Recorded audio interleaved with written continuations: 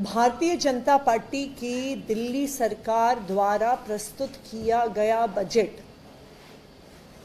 अगर एक लाइन में डिस्क्राइब किया जाए तो ये एक हवाई बजट है। इस 1,00,000 करोड़ के तथाकथित बजट का कोई भी आर्थिक विश्लेषण में आधार नहीं है और आज जो बजट सदन में माननीय मुख्यमंत्री रेखा गुप्ता जी ने प्रस्तुत किया उसको देखकर साफ पता चल गया कि भारतीय जनता पार्टी ने इकोनॉमिक सर्वे यानी आर्थिक सर्वेक्षण सदन पटल पर क्यों नहीं रखा। अगर इस 1,00,000 करोड़ तक के बजट का कोई वास्तव में आधार होता, अगर सरकार के पास वास्तव में 1,00,000 करोड़ रुपए का रेवेन्यू आ रहा होता तो इकोनॉमिक सर्वे सदन पटल पर होता, लेकिन नहीं रखा। इसलिए नहीं रखा क्योंकि इनके हवाई बजट में से इकोनॉमिक सर्वे के डेटा के आधार पर हवा निकल जाती, सारा दूध का दूध पानी का पानी हो जाता। दिल्ली के लोगों को और देश के लोगों को पता चल जाता कि फर्जी आंकड़ों के आधार पर, हवाई आंकड़ों के आधार पर यह बजट आज प्रस्तुत किया गया है। मैं भारतीय जनता पार्टी की सरकार को चैलेंज करती हूं कि इकोनॉमिक सर्वे को सदन पटल पर रखें। इकोनॉमिक सर्वे में आने वाले पूरे टैक्स के, पूरे रेवेन्यू के आंकड़ों को सदन पटल पर रखें। उससे इस हवाई बजट के दूध का दूध और पानी का पानी हो जाएगा। ना सिर्फ इतना, आज जो बजट भारतीय जनता पार्टी की सरकार ने सदन पटल पर रखा है उसने भारतीय जनता पार्टी के इरादे बिल्कुल साफ कर दिए हैं। पहला इरादा, सरकारी स्कूलों की शिक्षा को ध्वस्त करना।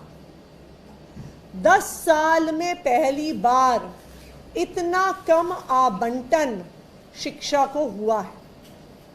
आम आदमी पार्टी की सरकार में बजट का 1/4 हिस्सा, 25% हिस्सा, कम से कम 22 से 25% बजट हमेशा शिक्षा को दिया जाता था।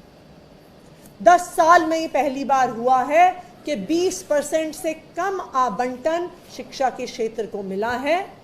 तो ये बिल्कुल साफ है कि सरकारी स्कूलों को ध्वस्त करने की प्रक्रिया, गरीब बच्चों को अच्छी शिक्षा देने की प्रक्रिया, अब भारतीय जनता पार्टी ने गरीब बच्चों को अच्छी शिक्षा देने की प्रक्रिया को खत्म करने का इरादा कर लिया।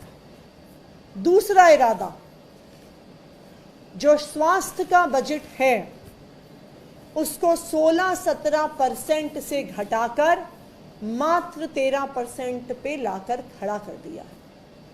इतना कम बजट एलोकेशन हेल्थ सेक्टर को पिछले 10 साल में कभी नहीं हुआ। तो ये भारतीय जनता पार्टी की सरकार का दूसरा इरादा कि जो दिल्ली सरकार का हेल्थ मॉडल है, जो सरकारी अस्पतालों में हर व्यक्ति को फ्री इलाज मिलता है, चाहे वो लाखों रुपए का इलाज क्यों ना हो, चाहे जो मोहल्ला क्लिनिक में फ्री दवा, फ्री इलाज मिलती है, इसको भारतीय जनता पार्टी खत्म करना चाहती है। भारतीय जनता पार्टी का तीसरा इरादा, दिल्ली में सफाई व्यवस्था को जर्जर करना।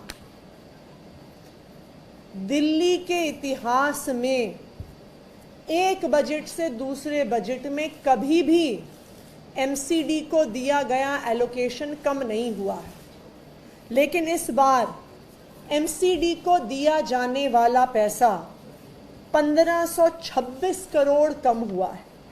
2024-25 में 8,423 करोड़ का एलोकेशन था, जो इस बार घटा के 6,897 करोड़ रह गया है। तो भारतीय जनता पार्टी ने अपना इरादा साफ कर दिया है। शिक्षा व्यवस्था को ध्वस्त करना, स्वास्थ्य व्यवस्था को ध्वस्त करना और दिल्ली में साफ सफाई की व्यवस्था को ध्वस्त करना। आखिरी चीज मैं ये कहूंगी कि 2 घंटे से ज्यादा के बजट के भाषण में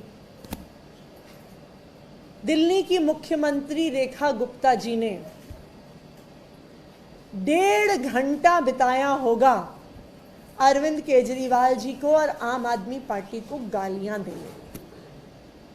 मैं भारतीय जनता पार्टी को ये याद दिलाना चाहती हूं, चुनाव खत्म हो गया, अब आप चुनाव जीत गए।